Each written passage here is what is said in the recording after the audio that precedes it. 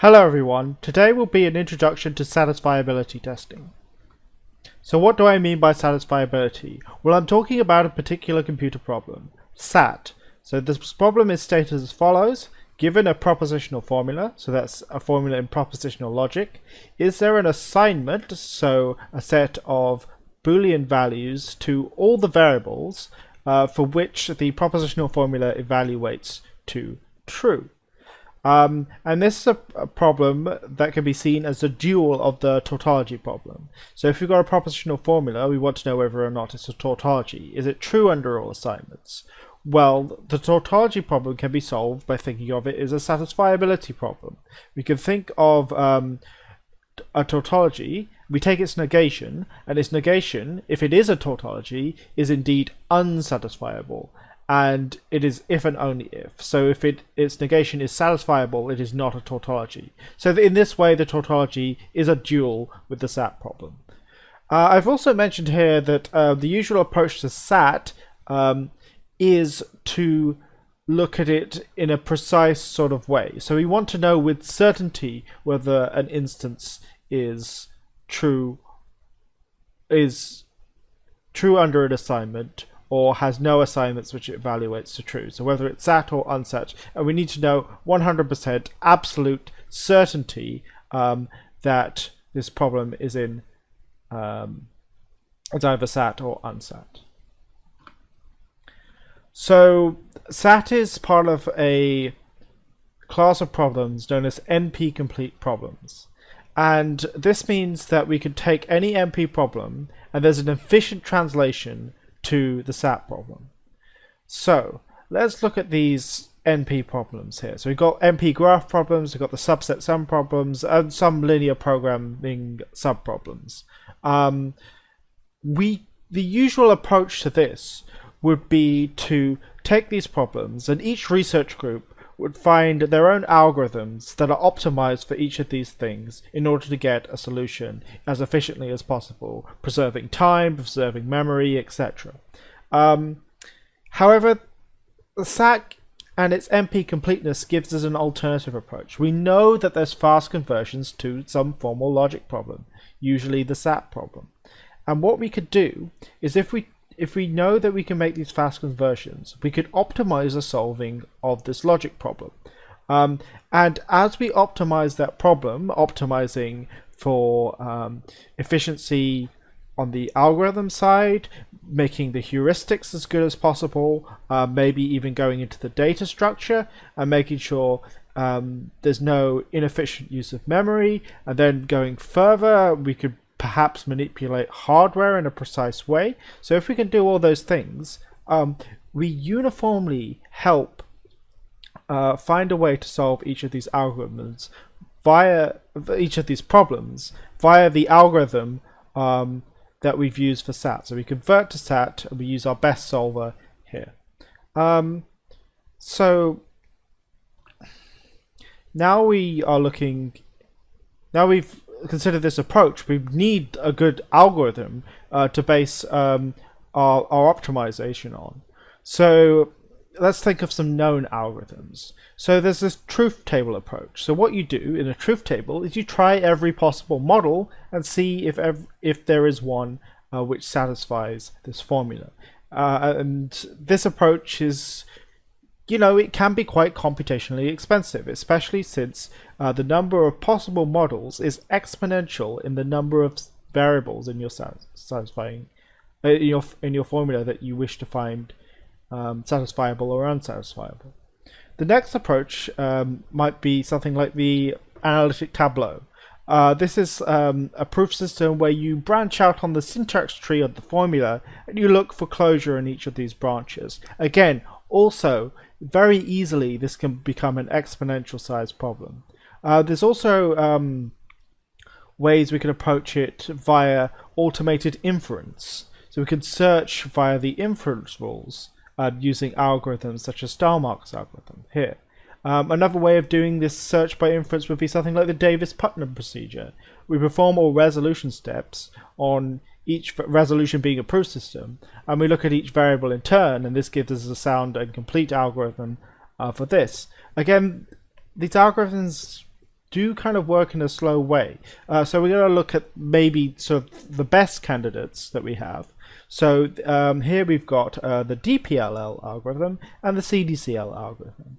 However, looking at all these algorithms here, including these state-of-the-art algorithms, we still know that in the worst possible case, these algorithms run in exponential time. Right.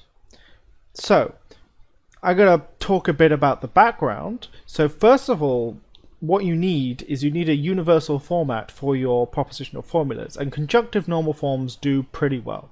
So we're going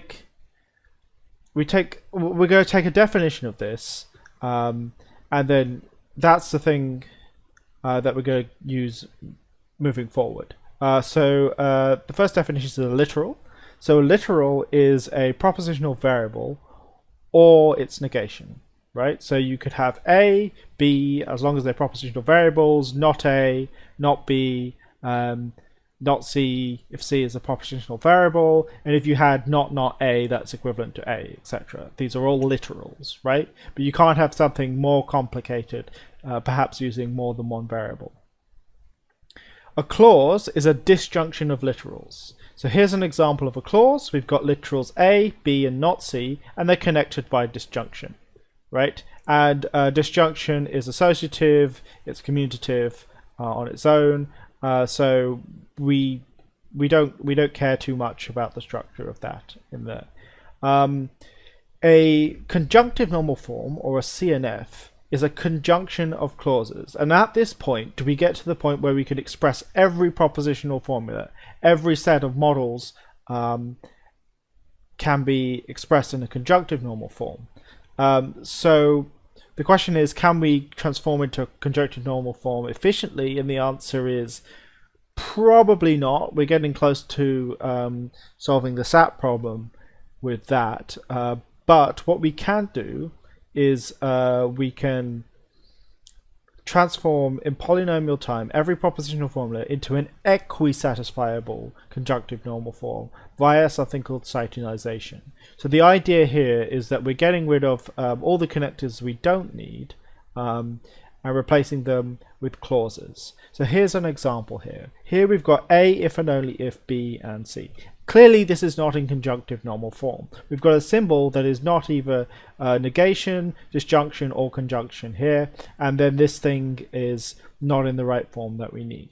So what we do is we introduce variables y and x, and we state the truth of y.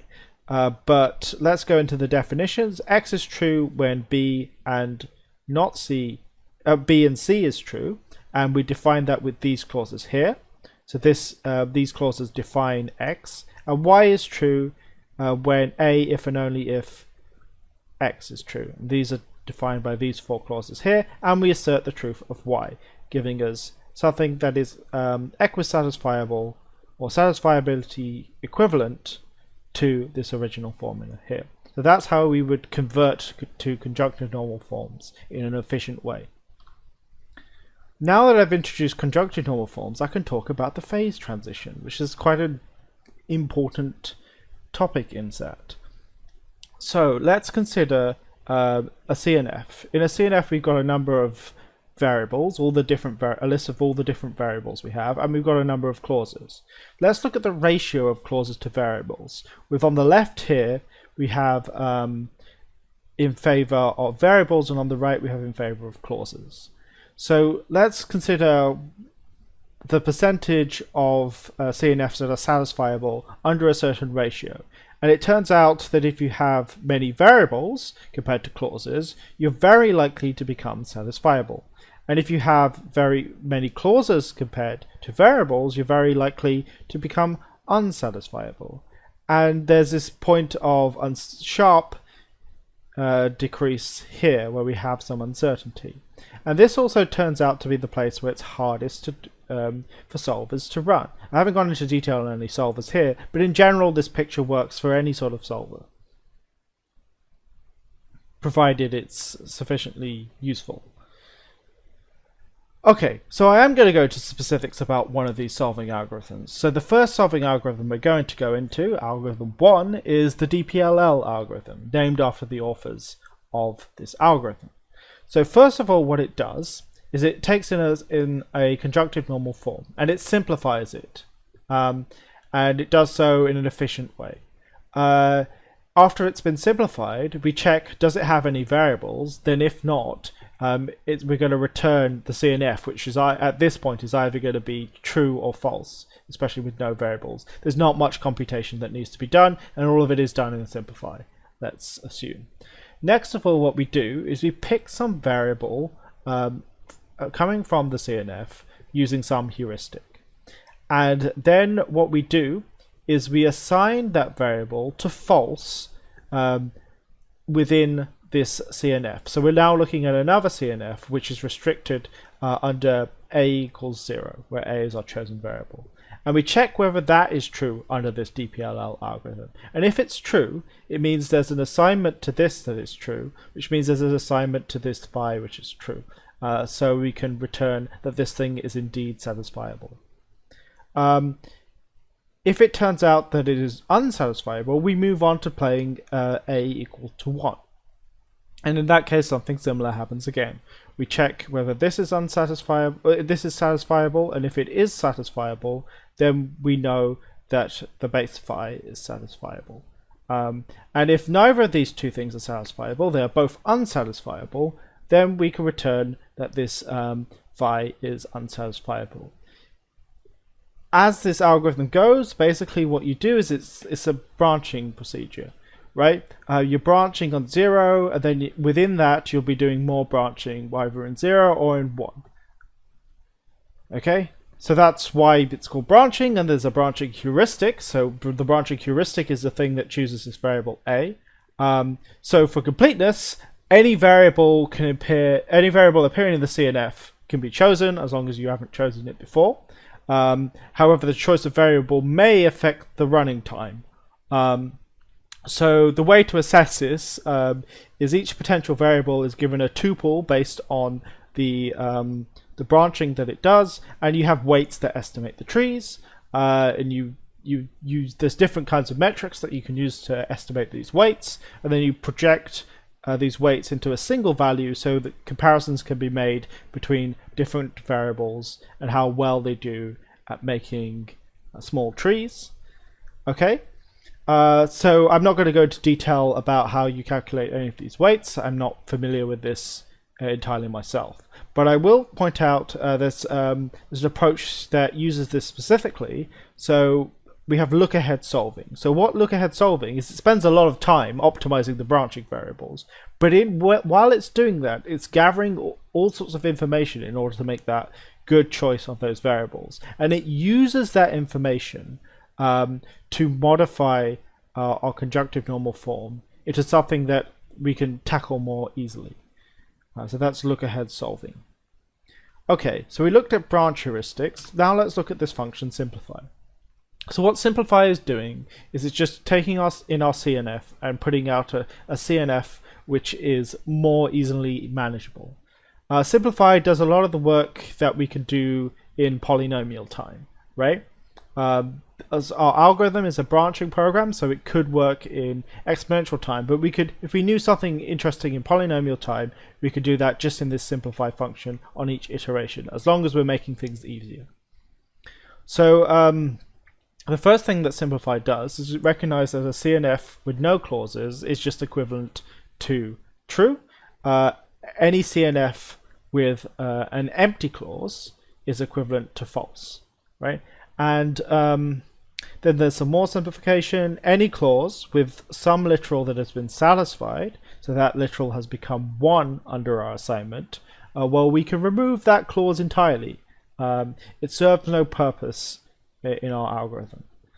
And then for any clause where we have a tautology in it, so we've got a or not a, then we can remove that clause as well. It serves no purpose in terms of satisfiability. Next we talk about literal. Any literal that is falsified can be removed, so we can remove that from the disjunction here as detailed. and any literal repeated in a clause is also removed. So if we have a twice, we make sure we only have one a. Okay, so that's some very basic stuff that simplify does, but it can do things more complicated as well. So in DPLL, just the base DPLL, simplify is also meant to include two sound but incomplete reasoning techniques: unit propagation and pure literal elimination. So let's go over unit propagation. So what's a unit? A unit clause is a clause with only one literal, right?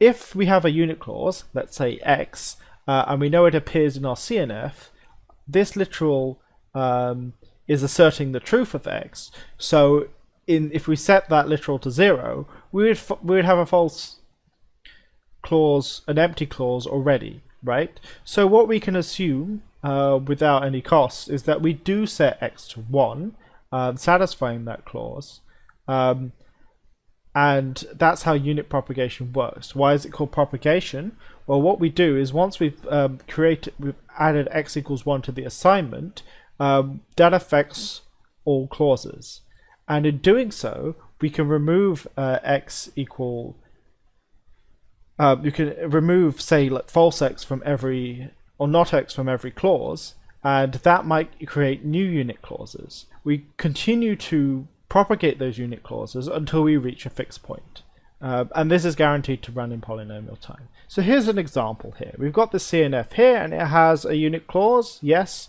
it has this unit clause not A. This unit clause not A tells us to assert A equal to false, and then we can remove that clause, but we can also then apply that everywhere. So it removes this clause here, and it removes this literal here. So we end up with this, right?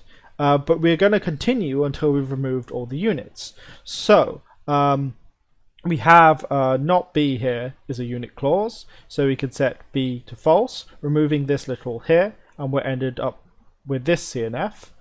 Now we've created a new unit, C. So with C, we're asserting the truth of C, therefore we can remove this clause and this literal here, and we'll end up with this CNF here. So this CNF here is satisfiability equivalent to this CNF here. Okay, so I've talked about unit propagation. What about the other one, pure literal elimination? So a pure literal is a variable that only appears in one polarity. In other words, literal P is pure if and only if not P doesn't appear in any clause in our CNF. Okay, it's not a literal anywhere in our CNF. So what we could do is that it turns out that if we have a satisfying assignment to phi, then we can modify that to also satisfy P, right? So any if phi is satisfiable, it has a satisfying assignment that satisfies P.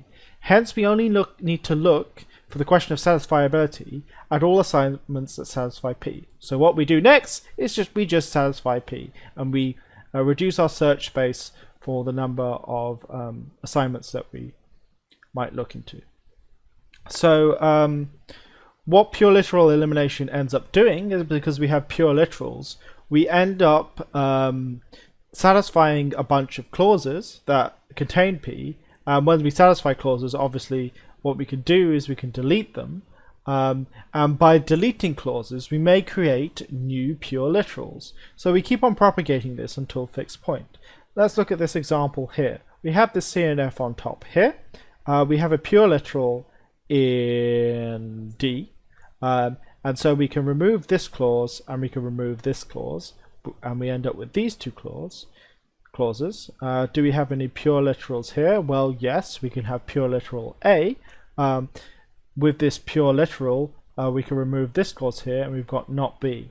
Do we have any more pure literals? Well, yes, we have this pure literal of not B, and we can remove all the clauses that satisfy B equal to 0. That are satisfied by B equals 0, removing this clause, and what we're left with is no clauses. And remember, the empty CNF is equivalent to true. Therefore, we've just shown that this CNF is satisfiable. Okay, So I've talked a bit about simplify and the branch heuristics. Let's talk about the data structure. So the way I formulated the DPLL algorithm is not entirely practical. What you'd really want to do is you wouldn't want to store a new CNF after every variable assignment and keep on backtracking to earlier things before. What you want to do is you want to store the CNF once and build up an assignment, let's say alpha, noting exactly where we branched before in that, so that we can do the DPLL algorithm, of course. Now we're going to move on to watch literals. So watch literals are also about data structure, but they're a bit more advanced and not compulsory in the DPLL algorithm. So what watch literals do is from each clause we store two literals. So we take a clause, we take two literals that are going to represent that clause, and we make sure in that watch literal data structure we make sure we know those two clauses are associated with the full clause. When we build up our assignment, as we do from this bullet point here, what we do is we watch the watch literals rather than watching the full CNF. And if our assignment refutes one of these literals, we either go back into that clause using this pointer here and find another watch literal which hasn't already been satisfied, or hasn't already been falsified or satisfied, or we find that all the other literals have been falsified, and we end up with a unit clause which we can use unit propagation on, and we would end up getting rid of those clauses. Or we find that it already was a unit clause and we've got a fully contradicted clause, in which case we're going back to the end of our tree for DPLL and we're going to have to backtrack. It turns out that because we're losing some of the information on all the clauses, watch literals are incompatible with pure literal elimination, but it does work with unit propagation, of course. So let's look at an example of DPLL. So this is going to be an example with watch literals, as you can see here, and unit propagation. Right. So the first things first is we've got our watch literals. We're going to start. We can't do any unit propagation. There's no simplification that can be done. So what we're going to do is we're going to branch on A.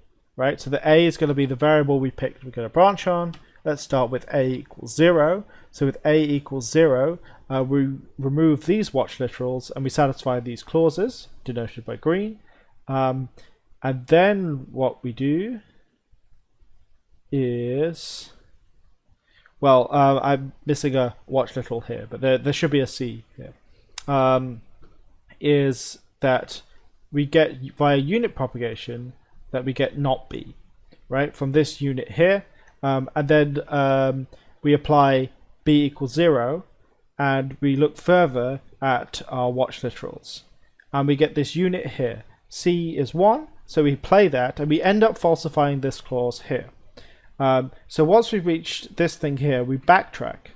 Okay, we now branch on A equals 1, and doing so satisfies these clauses, but we haven't got any unit propagation to do. There's no units arise from this, so we're going to branch on the next variable. Let's choose B. Now let's do B equals 0. Okay, we get some unit clauses here. So we get this unit clause which tells us that C equals 0, but we falsify this clause here. Right, so now we backtrack to branching on B, and we've got to do B equals the other value, which is 1, so B equals 1. Okay, we've still got a unit clause. This unit clause tells us C equals 0. However, once we do that assignment, we've satisfied all our clauses. So we have a satisfying assignment of A is true, B is true, C is false.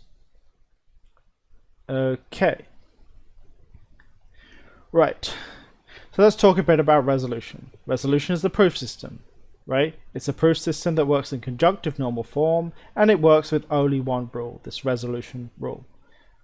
Why is it important? Well, it turns out that if we look at what the DPLL algorithm does, is that it branches, and if we've got an unsatisfiable assignment, we've got a clause that it falsifies on every leaf, right? And I've denoted them in brackets here, right? So this DPLL branching algorithm falsifies a clause on every leaf.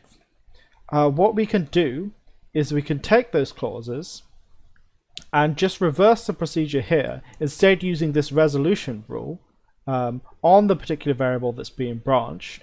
And in doing so, we get a derivation of the false symbol. In other words, we get a proof of unsatisfiability via resolution directly from the tree produced from DPLL.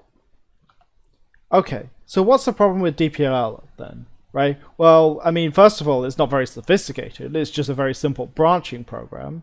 And then the next problem is that if we have this correspondence to tree-like resolution. So it means that if we have a family of formulas, or some formulas that require exponential size proofs, or very large proofs in tree-like resolution, then DPLL must require, as it goes along this tree, it must require exponential time in total, right?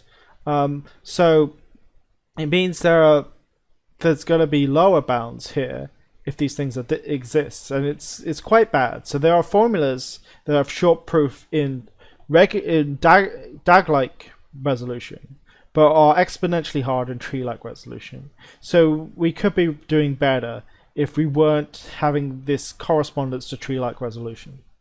So let's talk about the next algorithm, conflict-driven clause learning. So conflict-driven clause learning combines the decisions and unit propagation of DPLL with something else called clause learning. So what clause learning is once we reach an assignment refuting the CNF, as we did in DPLL, we learn some new clauses from that assignment. And this allows us to do backtracking as we did in DPLL, but it's more relaxed. We can backtrack in a non-chronological way, so we do not have to go to the previous level. We can skip back to much earlier levels. And the idea here is that because we're learning these clauses, and these clauses can be reused, it's similar to this directed acyclic graph-like resolution rather than the tree-like resolution where you have to rederive information over and over again. Okay, so what's the CDCL algorithm then exactly?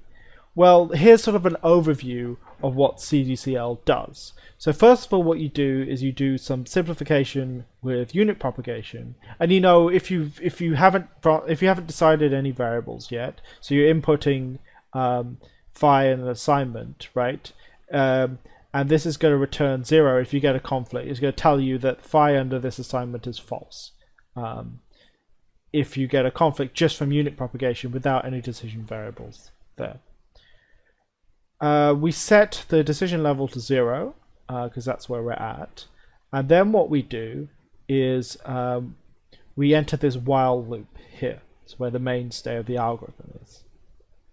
So first of all, we pick a branching variable and a value using a branching heuristic, and we increase the level and add that variable and its value to our assignment, noting that noting its level and noting that it was a decision based on this branching decision heuristic. Then what we do is we do unit propagation. Okay, and unit propagation is quite important here. If our unit propagation leads to a conflict, right? So a conflict is where we get we end up deriving a contradiction. Then what we do is we analyze this conflict, and from it we get two pieces of information. We get a clause that we learn, and we get a backtrack level, which is where we should go back to. And if that backtrack level can be as small as something as 0, we can go back to the 0th level. However, if our conflict analysis says we have to go back even further than that, then we're just going to return unsatisfiability. However, otherwise, and what we're mainly doing in the algorithm is we use the conflict analysis to learn this clause, which we add via conjunction to our CNF phi. And then we backtrack to that backtrack level, modifying the assignment. Right. And it turns out that we can exit this while loop by having all variables assigned and not deriving a conflict, right? And in that case, we return satisfiability. So what is conflict analysis doing? Well, it's the main difference between DPLL and CDCL. And it's guiding branching and backtracking, right? So branching is guided by the learnt clauses. So when you learn a clause, it forces you never to make the same assignment again. However, it also avoids doing very similar assignments that you know are going to cause contradictions. So in some way, it curtails the number of unnecessary branches that you do, which you would end up doing in something like DPLL. The backtracking now can return to any level, even something called restarts, which is starting again at level 0. But you do now have the learnt clauses as well. So how does conflict analysis work? How do we get these learnt clauses and backtrack levels? Well, what we do is we build up a graph, a directed graph, that tracks the unit propagation. Which variables are causing which unit clauses to arise, which cause in turn perhaps more unit clauses to arise, and assignments to be made. What happens is, as we build up this graph, if we end up with a conflict, we reach a contradiction in the graph where we point to two complementary variables, and we want to get it so that before we have the contradiction, we have a cut that sort of prevents the contradiction. So here's an example. If we know that setting A equals 1, B equals 0, and C equals 1 starts a chain of unit propagations that leads to a contradiction, we know that this proposition is true in this CNF. And this proposition here is equivalent to a clause. So this is precisely the clause that we learn. And instead of seeing it as an implication cut, perhaps you can also see it as it could also be learnt via this algorithm involving resolution. And I should say something about backtracking. So what you have to consider this learnt clause when you backtrack, and you want to go to the level just before any variables in the learnt clause are assigned, right? Okay, so that's a lot of information. Let's put it into an example. On the left here, I have a CNF in a bunch of variables, and these are joined by conjunctions, which I've not listed here. And on the right, we got our assignment. Here, the assignment is at level 0. I've just indicated the true symbol to say we haven't really assumed anything, right? And let's just get on with this example. So first thing we do is we simplify. There's nothing to simplify. So let's start with unit propagation. And there's no unit propagation, so we start with a decision level, right? So we move up decision level 1. And let's say we set A to 0. Okay, via unit propagation, we get that D is true. Now let's set C via decision. Well, via unit propagation, we get that F is true, coming from the fact that we falsified A, and we've satisfied C, falsifying not C. So we must be left with this unit clause that just contains F. Oh, turns out that that propagates further, and we're now setting J to be true. Right, let's continue this. We set B, that has some propagation, and we set E. Now this has propagation involving C to give us G, and involving F to give us not G. Okay, now we've got G and not G. So this means we're in a conflict, right? So we've got to look at the variables that cause this conflict and find a cut. Let's find a cut here. So this is cutting off E, C, and F, right? So E, C, and F together imply a contradiction. Therefore, the clause of not C, or not E, or not F is true in this CNF. And we can also derive this via this here. We look at the two clauses here that were part of the conflict, and we can just resolve them on this variable G and get this conflict here, because it appears quite closely to the conflict variables here. Okay, now we do our backtracking. We can backtrack to the level before C, right? So that's level 1. Right, so now we can do a decision. Let's say we assume C again. Okay, we get F, we get J, and from our new clause we get not E. Right, well, not E and F imply not H, and along with J implied H. So we get a contradiction. Right, so what do we do again? Well, we want to learn a clause and we want to backtrack. So what we could do is we could do a cut here. So this cuts off not A and C. And then we invert that as we did with clauses in order to get the A or not C must be true. And that can also be realized by resolution here. We're just working backwards from this conflict here.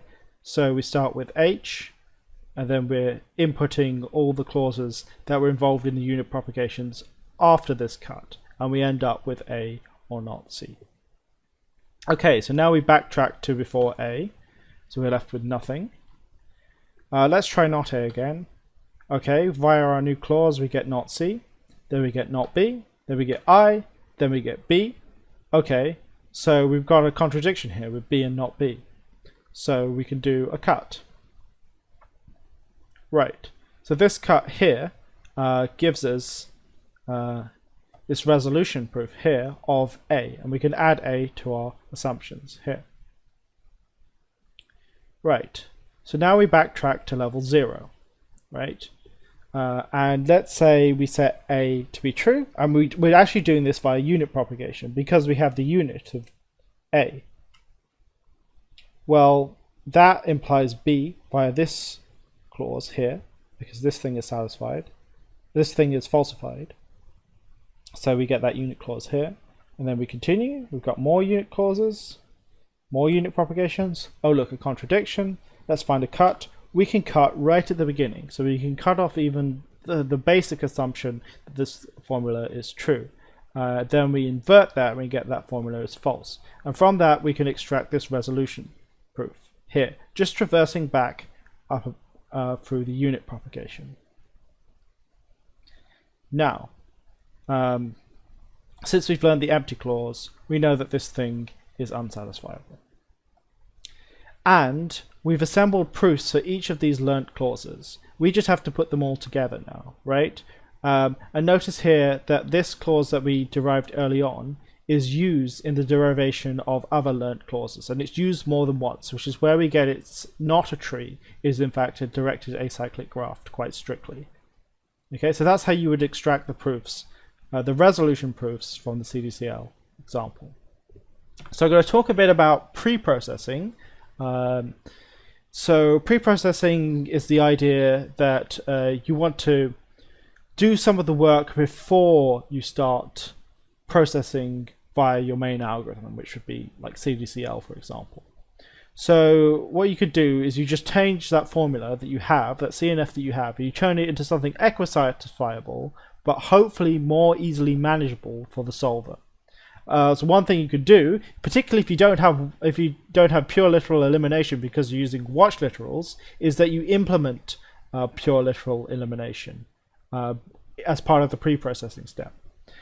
So this may make the inference more powerful than resolution in general, but we do have proof systems which allow extraction which has pre-processing in, like the DRAT system. Another thing that's quite important is that CDCL uses restarts. Okay, so we start right at the beginning.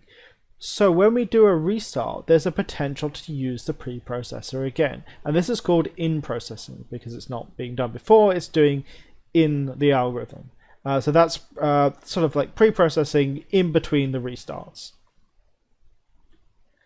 Okay, so we've put all the things about CDCL and DPL together. How does CDCL do in practice? Well, it does very well, actually. Modern CDCL solvers, it can solve instances with millions of variables. We've now introduced the non-chronological backtracking, and that can avoid repeating costly steps over again. And people have fine-tuned the CDCL algorithm to work well in certain programming languages, using certain hardware, etc. I think Minisat is probably the most ambitious open source CDCL algorithm that a lot of people can use for their own SAT solvers. So I think most of the top SAT solvers use Minisat, and you can just download that. It's open source online.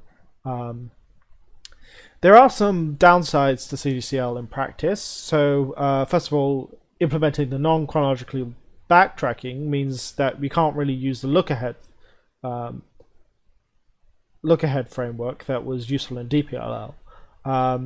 More seriously, the CDCL algorithm, it's tied to resolution.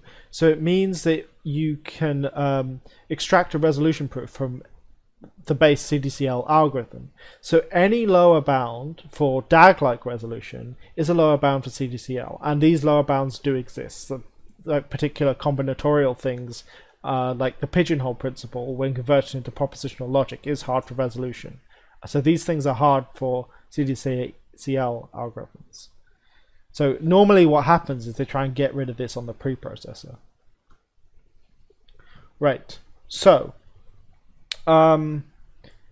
we've looked at DPLL and we've looked at CDCL, and we've sort of found their weaknesses via looking at their proof systems. So let's perhaps look at the proof systems, and perhaps that could inform us what a good algorithm would be, because it worked when comparing DPLL to CDCL. So here we've got tree-like resolution, and this is quite low down, so it has quite a lot of lower bounds, whereas the ones on top have fewer lower bounds. So resolution has fewer lower bounds. And we've got these other things here, and then even stronger ideas up there. So let's actually try that. So this is what these pseudo Boolean solvers do. They look at this system cutting planes, and they're basically trying to find an algorithm for Boolean satisfiability using try to automatize cutting planes. So how does cutting planes work? Well, it converts clauses into inequalities, linear inequalities. For example, this one, we've got A or not B, and that gets converted to A plus 1 minus B, and we're asserting this is true, so we're saying it's greater than or equal to 1. And while it uses a stronger proof system, in practice it's not doing as well as these CDCL algorithms. So they aren't doing that very well in the moment. There's this trade-off. You want powerful proof systems, but the more things this proof system do might make more difficulties for automatizing the solver. I'll talk a bit about portfolio solvers. These aren't really based on any proof system, but what it does is it looks at an instance and it uses machine learning to decide which solver is going to be best suited for that instance. Do you use a look-ahead solver? Do you use a pseudo-Boolean solver? Do you use a CDCL solver? Do you use any sort of variation on the CDCL solver? Which pre-processing techniques might you want to use? And this might depend on how the instance looks to a machine learning algorithm. And this actually works really well. The problem is it doesn't really advance the theory about satisfiability solving. We're not making any better algorithms. We're just carefully using the existing algorithms. So these portfolio solvers are banned from the SAT competition. They don't solve any new hard problems. They're also banned because there is some concern about the SAT competition and the instances using in that perhaps they aren't the most diverse examples, so we could have problems with overfitting where the portfolio solvers aren't really telling us anything. I believe there's still a track for portfolio solvers in the SAT competitions. At least I know that there are still people that are interested in portfolio solvers, and of course they can be very useful in practice at this point. They just aren't advancing the theory in the way that we'd hope. Okay, so I've talked a lot about SAT and a few about SAT algorithms. Well, and I've said that in practice they're actually doing pretty well. So let's think how we could apply this knowledge of SAT and perhaps generalize it. So we'd look at variations of SAT. So K-SAT is the width of the clause, the number of literals in the clauses. So we could look at perhaps 2-SAT, which is polynomial time, 3-SAT, 4-SAT, etc. This is a problem in its own. It turns out that 3-SAT is equivalent to SAT, but 2-SAT is polynomial time, for example.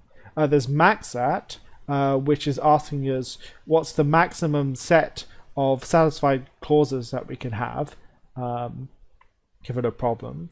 and there's the counting stat, where we count the number of satisfying assignments. We could also maybe just take the approach of sat solving and use them for other kinds of logic. Instead of just propositional logic, we could look at propositional logic with quantifiers, Boolean quantifiers. So quantified Boolean logic. So this is a nice generalization of SAT, and perhaps the next frontier in SAT solving. You can also look at first order logic. Now, first order logic itself is not decidable, but fragments of first order logic are decidable, so we can look at that. There's modal logics of all sorts of complexity, and then there's this other thing, satisfiability modular theories, where we take the idea of SAT solving and we add some other axioms and constraints in there in order to build up like a richer theory. And using the lessons learned from SAT solving in that. But I don't know too much about satisfiability modular theories, but it is quite important nowadays. I do know a lot about quantified Boolean formulas. So this is a generalization of SAT. So the SAT problem, it can be thought of as a purely existential problem. Is there a satisfying assignment? In other words, for each variable, we've got an existential quantifier in front of it. We could change that to perhaps a universal quantifier. In fact, that's what you do for tautologies. You're saying for every assignment. We can sort of mix and match. So some of the variables will be existential, some of them will be universal, and we impose an ordering on those. And this gives us a general problem called QBF, which is actually, it's not MP anymore. We don't expect it is. It is in fact P-space complete. So you can take any problems that are in P-space and convert it to QBF. So this is why it could be considered perhaps the next frontier of solving, right? Since SAT is doing very well already, it would be great to have those advancements in QBF solving. So what does QBF solving look like? Well, QBF solving has CDCL, conflict-driven clause learning. However, because we're dealing with universal quantifiers now, there are some other approaches as well, like these Seeger solvers. Okay? And it turns out that just like in the SAT case, we have that each of these different kinds of solvers have a different underlying QBF proof system. And this is something that I study in detail. I'm in proof complexity, and I look in particular, I wrote my thesis on QBF proof systems, and I'm not going to go into too much detail about that, but there's a lot written about that, and it perhaps is going to guide us where to go with QBF solving. That is the hope. Okay, so enough about that aside about QBF. Let's go on to the summary of this talk. So, and this talk was mainly about SAT solvers. So we should remind ourselves that SAT solvers, even the best ones, are still exponential time worst case, although in fact they're actually doing really well. So even though the fact that DPLL and CDCL use very basic techniques, they're incredibly capable in most instances. It's important to note this connection to proof complexity.